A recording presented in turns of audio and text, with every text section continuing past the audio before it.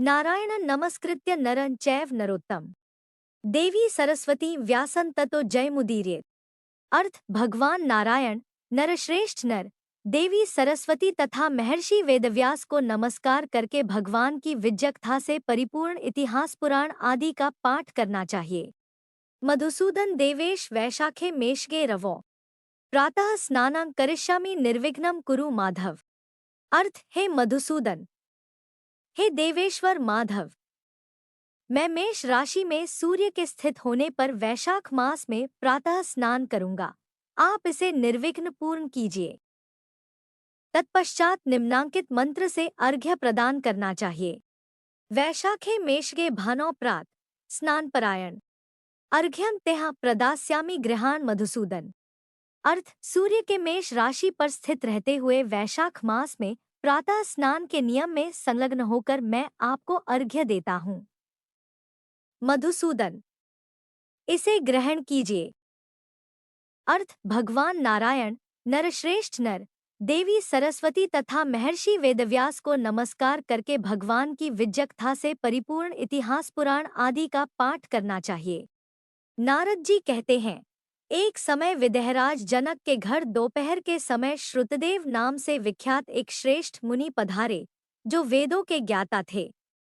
उन्हें देखकर राजा बड़े उल्लास के साथ उठकर खड़े हो गए और मधुपर्क आदि सामग्रियों से उनकी विधिपूर्वक पूजा करके राजा ने उनके चरणोदक को अपने मस्तक पर धारण किया।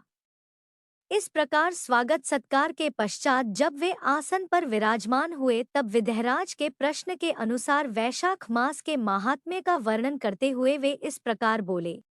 श्रुतदेव ने कहा, राजन, जो लोग वैशाख मास में धूप से संतप्त होने वाला महात्मा पुरुषों के ऊपर छाता लगाते हैं, उन्हें अनंत पुण्य की प्राप्ति होती है। इस विषय में एक प्राचीन इतिहास का उदाहरण दिया करते हैं। पहले वंग देश में हेमकांत नाम से विख्यात एक राजा थे। वे कुशकेतु के पुत्र परम बुद्धिमान और शस्त्रधारियों में श्रेष्ठ थे। एक दिन वे शिकार खेलने में आसक्त होकर एक गहन वन में जा घुसे। वहां अनेक प्रकार के मृग और वराह आदि जंतुओं को मारकर जब वे बहुत थक गए तब दोपहर के समय मुनियों के आश्रम पर आए। उस समय आश्रम पर उत्तम व्रत का पालन करने वाले शतर्ची नाम वाले ऋषि समाधि लगाए बैठे थे, जिन्हें बाहर के कार्यों का कुछ भी ज्ञान नहीं होता था। उन्हें निश्चल बैठे देख राजा को बड़ा क्रोध हुआ और उन्होंने उन महात्माओं को मार डालने का निश्चय किया। तब उन ऋषियों के 10,000 शिष्यों ने राजा को मना करते हुए कहा, ओ खोटी बुद्धि वाले नरेश, हमारे गुरु लोग इस समय समाधि में स्थित हैं। बाहर कहाँ क्या हो रहा है इसको ये नहीं जानते, इसलिए इन पर तुम्हें क्रोध नहीं करना चाहिए। तब राजा ने क्रोध से विह्वल होकर शिष्यों से कहा, द्विज कुमारों, मैं मार्ग से थकामांदा यहाँ आया हूँ, अतः तुम ही लोग मेरा आतिथ्य करो। राजा के सा कहने पर वे शिष्य बोले, हम लोग भिक्षा मांगकर खाने वाले हैं। गुरुजनों ने हमें किसी के आतिथ्य के लिए आज्ञा नहीं दी है। हम सर्वथा गुरु के अधीन हैं, अतः तुम्हारा आतिथ्य कैसे कर सकते हैं। शिष्यों का यह कोरा उत्तर पाकर राजा ने उन्हें मारने के लिए धनुष उठाया और इस प्रकार कहा, मैंने हिंसक जीवों और लुटेरों के भय आदि से जिनकी अनेकों बार रक्षा की है, जो मेरे दिए हुए दानों पर ही पलते हैं, वे आज मुझे ही सिखलाने चले हैं। ये मुझे नहीं जानते, ये सभी कृतघ्न और बड़े अभिमानी हैं। इन आत्ताइयों को मार डालने पर भी मुझे कोई दोष नहीं लगेगा। सा कहकर वे कुपित हो धनुष से बाण छोड़ने लगे। बेचारे शिष्य आश्रम छोड़कर भय से भाग चले। भागने पर भी हेमकांत ने उनका पीछा किया और 300 शिष्यों को मार गिराया। शिष्यों के भाग जाने पर आश्रम पर जो कुछ सामग्री थी उसे राजा के पापात्मा सैनिकों ने लूट लिया। राजा के अनुमोदन से ही उन्होंने वहां इच्छानुसार भोजन किया। तत्पश्चात दिन बीतते बीतते राजा सेना के साथ अपनी पुरी में आ गए। राजा कुशकेतु ने जब अपने पुत्र का यह अन्यायपूर्ण कार्य सुना तब उसे राज्य करने के अयोग्य जानकर उसकी निंदा करते हुए उसे देश निकाला दे दिया। पिता के त्याग देने पर हेमकांत घने वन में चला गया। वहां उसने बहुत वर्षों तक निवास किया। ब्रह्महत्या उसका सदा पीछा करती रहती थी, इसलिए वह कहीं भी स्थिरतापूर्वक रह नहीं पाता था। इस प्रकार उस दुष्टात्मा के 28 वर्ष व्यतीत हो गए। एक दिन वैशाख मास में जब दोपहर का समय हो रहा था, महामुनि तीर्थ यात्रा के प्रसंग से उस वन में आए। वे धूप से अत्यंत संतप्त और तृषा से बहुत पीड़ित थे, इसलिए किसी वृक्षहीन प्रदेश में मूर्छित होकर गिर पड़े। दैवयोग से हेमकांत उधर आ निकला। उसने मुनि को प्यास से पीड़ित, मूर्छित और थकामांदा देख उन पर बड़ी दया की। उसने पलाश के पत्तों से छत्र बनाकर उनके ऊपर आती हुई धूप का निवारण किया। वह स्वयं मुनि के मस्तक पर छाता लगाए खड़ा हुआ और तुम्बी में रखा हुआ जल उनके मुंह में डाला। इस उपचार से मुनि को होश हो आया और उन्होंने क्षत्रिय के दिए हुए पत्ते के छाते को लेकर अपनी व्याकुलता दूर की। उनकी इंद्रियों में कुछ शक्ति आई और वे धीरे धीरे किसी गांव में पहुंच गए। उस पुण्य के प्रभाव से हेमकांत की 300 ब्रह्महत्याएं नष्ट हो गईं। इसी समय यमराज के दूत हेमकांत को लेने के लिए वन में आए। उन्होंने उसके प्राण लेने के लिए संग्रहणी रोग पैदा किया। उस समय प्राण छूटने की पीड़ा से छटपटाते हुए हेमकांत ने 3 अत्यंत भयंकर यमदूतों को देखा, जिनके बाल ऊपर की ओर उठे हुए थे।